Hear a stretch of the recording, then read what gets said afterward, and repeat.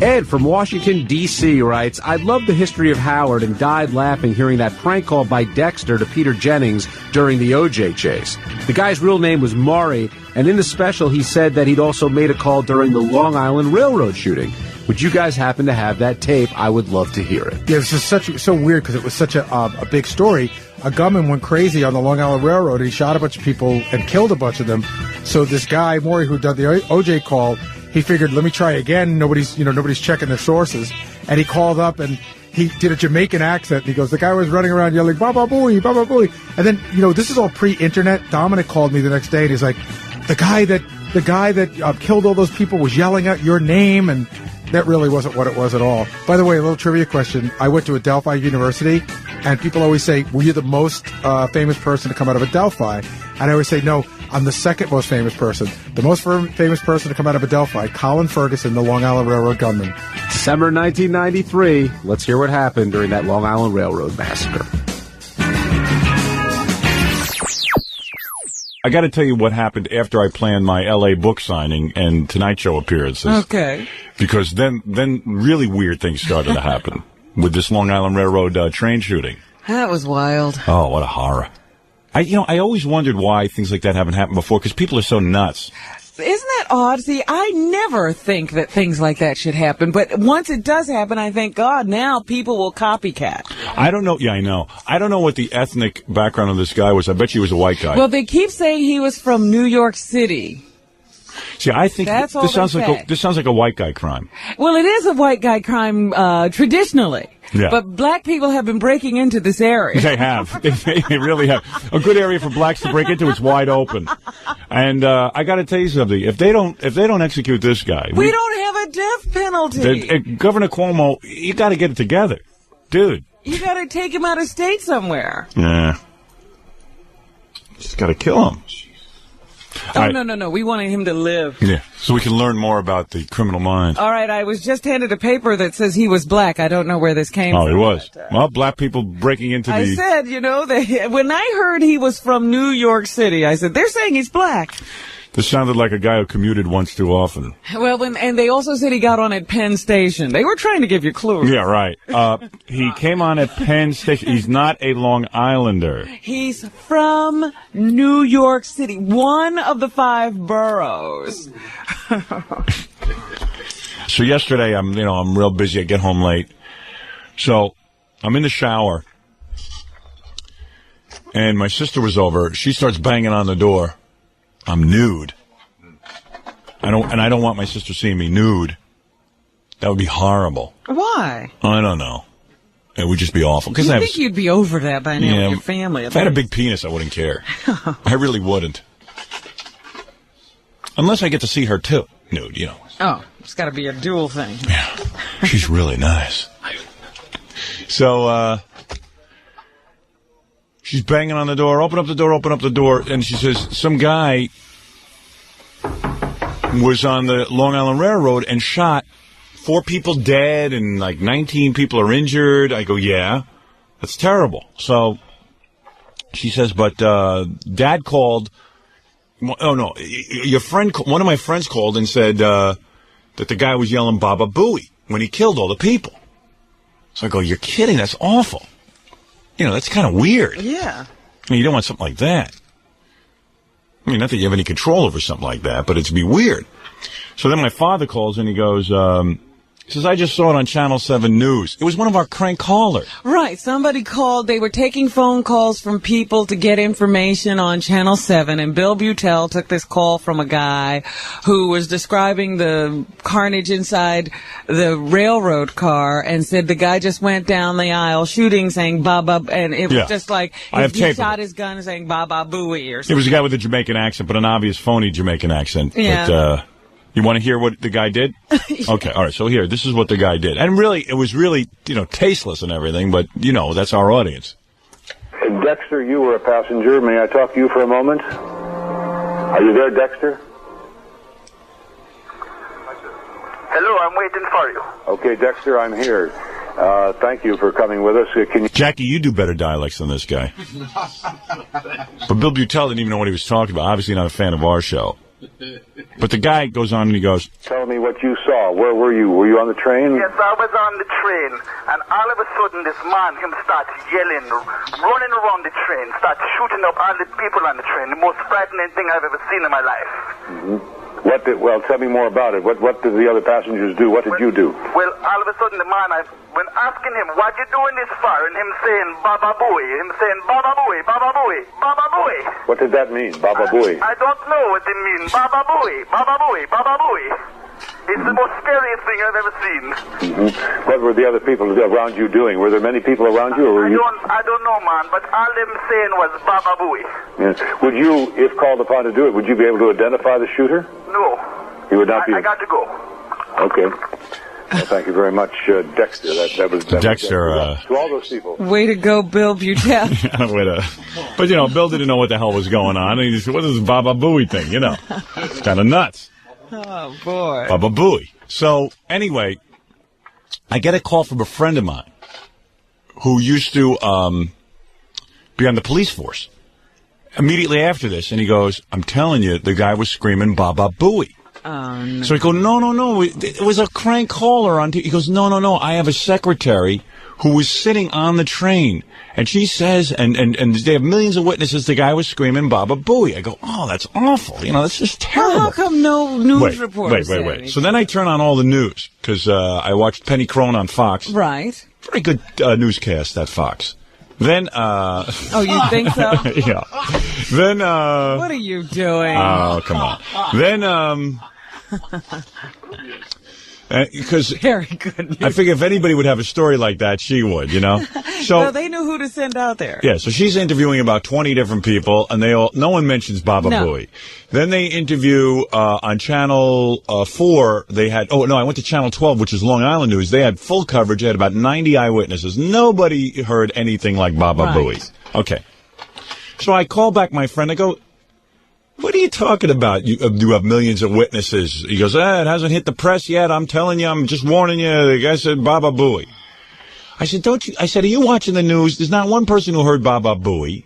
And it was this one guy on ABC who said Baba Booey. Yeah, with an obvious fake accent. So then he goes, hold on. Then he goes and he calls the secretary and she goes, when she was getting off the train, she thinks she heard somebody yell Baba Booey. Now, so all of a sudden, I go, this is ridiculous. Yes. He goes, well, okay, it's probably a lot of baloney. Okay, so I said, okay, fine. So then I watched some more TV news to find out what was happening.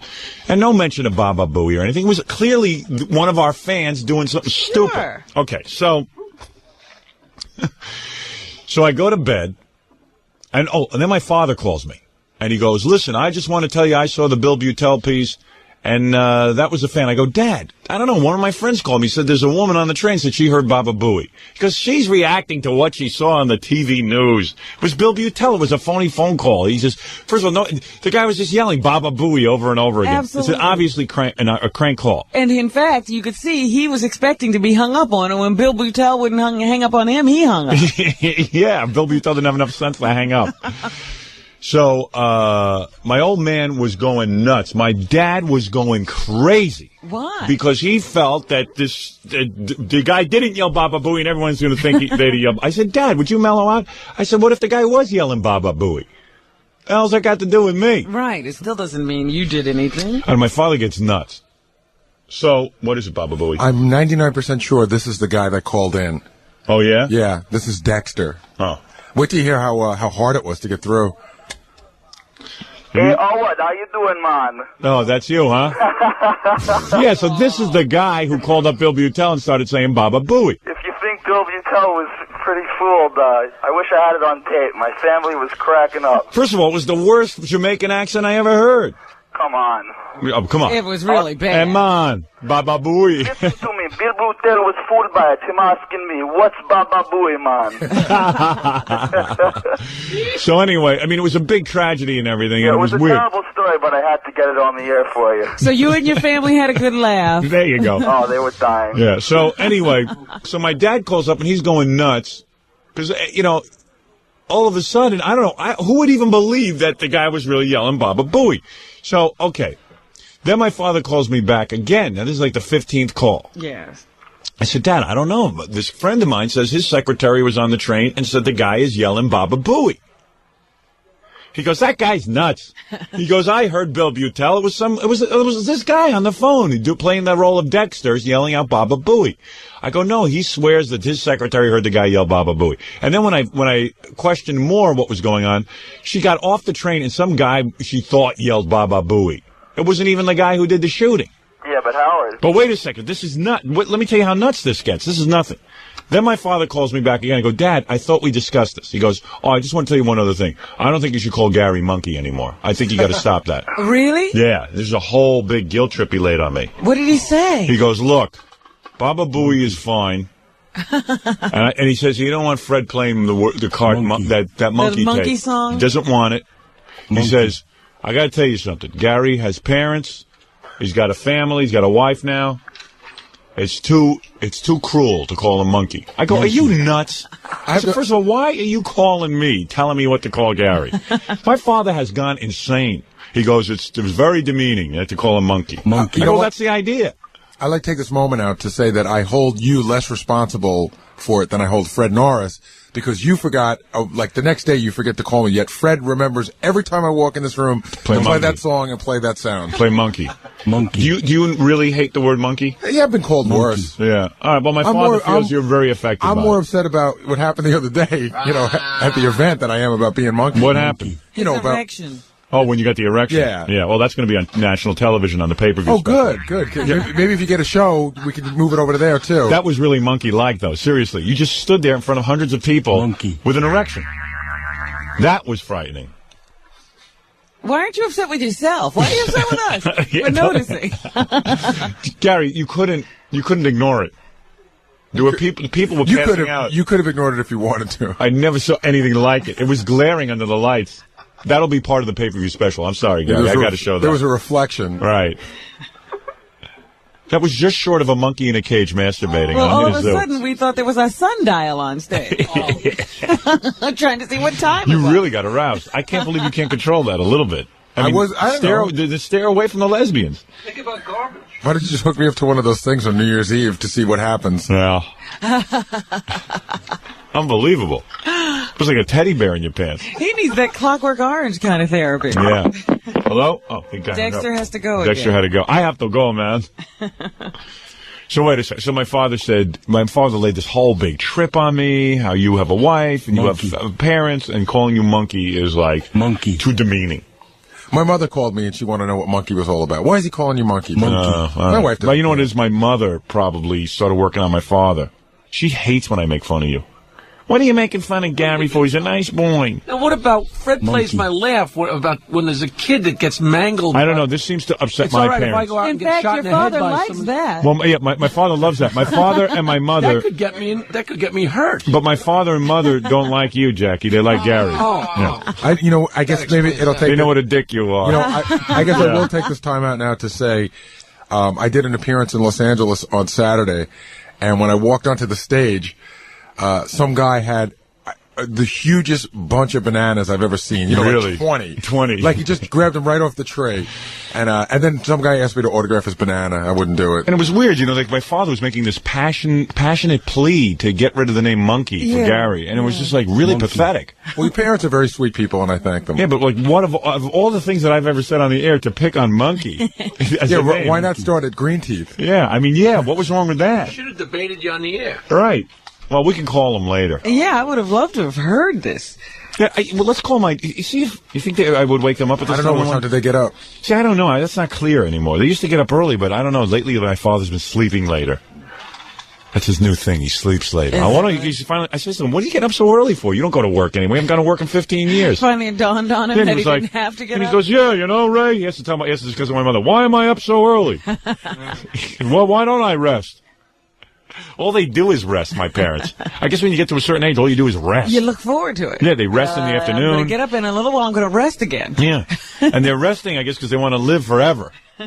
They're resting and resting, constantly resting. If you rested anymore, they put you in a casket. Well, wait a minute. That's my rest time. My mother rests all day and night. All day and night she rests. She yells at me, you should get your rest. I go, Ma, I'm not a 76-year-old woman. You mean rest like she lays down and lays down and takes naps in the afternoon. She rests. And Even it's like, when she's out, she would say, now we have to go home and rest. And every minute she calls me then after her rest, after her nap, and she says, you're working too many hours. You're not getting your rest. And it's like, well, Ma, I want to live life. I want to be awake a couple of hours a day with the rest. You should get deep rest. If I was them, I'd be afraid I wouldn't wake up. I wouldn't want to get so much rest. You'd be keeping those eyes open as long as you possibly could. Damn right I would. Damn. So anyway, getting back to this whole Baba Booey thing. What is this stuttering gun? Are we done with him yet? Because he's back on. Dexter? Who? With Dexter? Yeah. Yeah, I'm done with Dexter. Okay. All right. So anyway, I wake up this morning and come into work and wait in front of the building. Who's waiting for me? A camera crew. Current affair.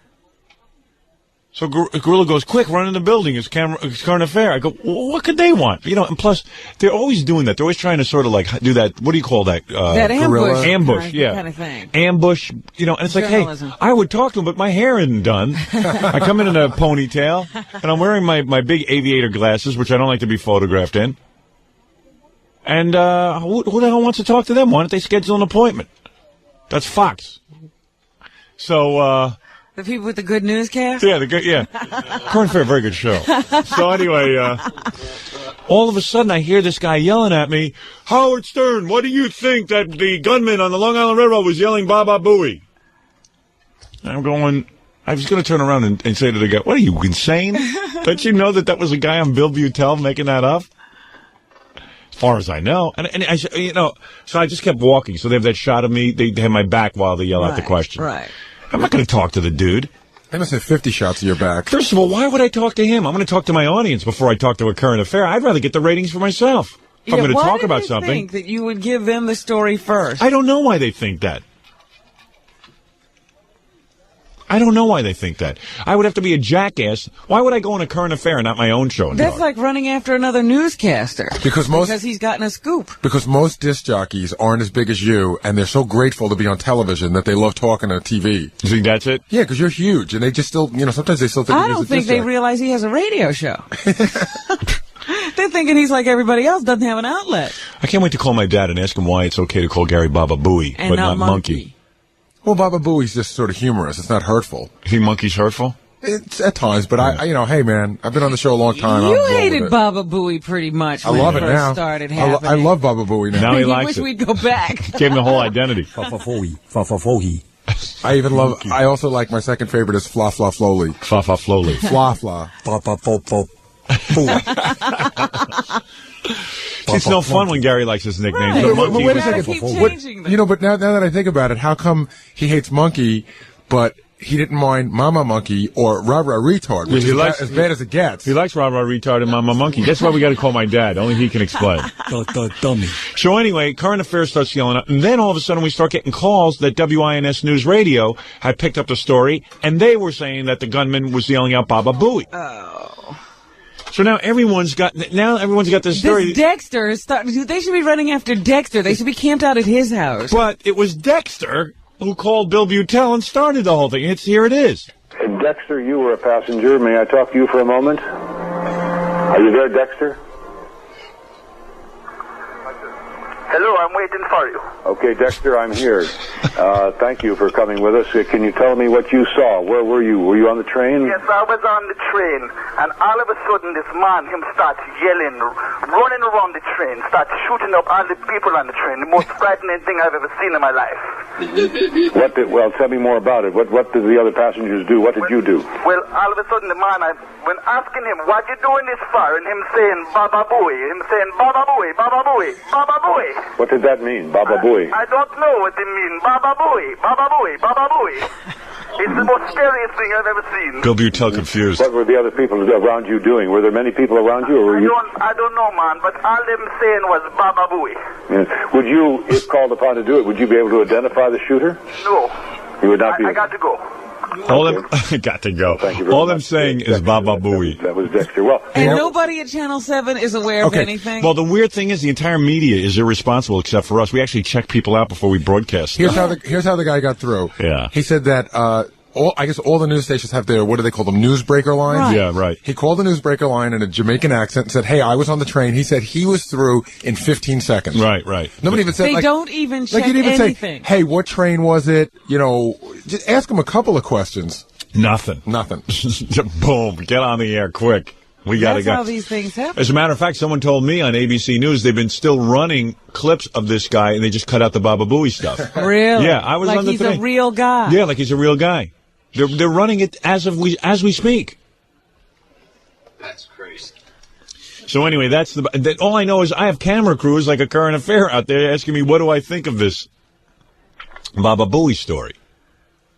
Even if it had happened, if the gunman had said Baba Booey, what are you supposed to think? Well, they figured I'd be like the guy in the Fisher King, the disc jockey, then like becomes go live on the street or something. You go live on the street and meet Robin Williams and become a homeless guy. How do you feel that you drove this man to murder? Would be the first question. Yeah, right.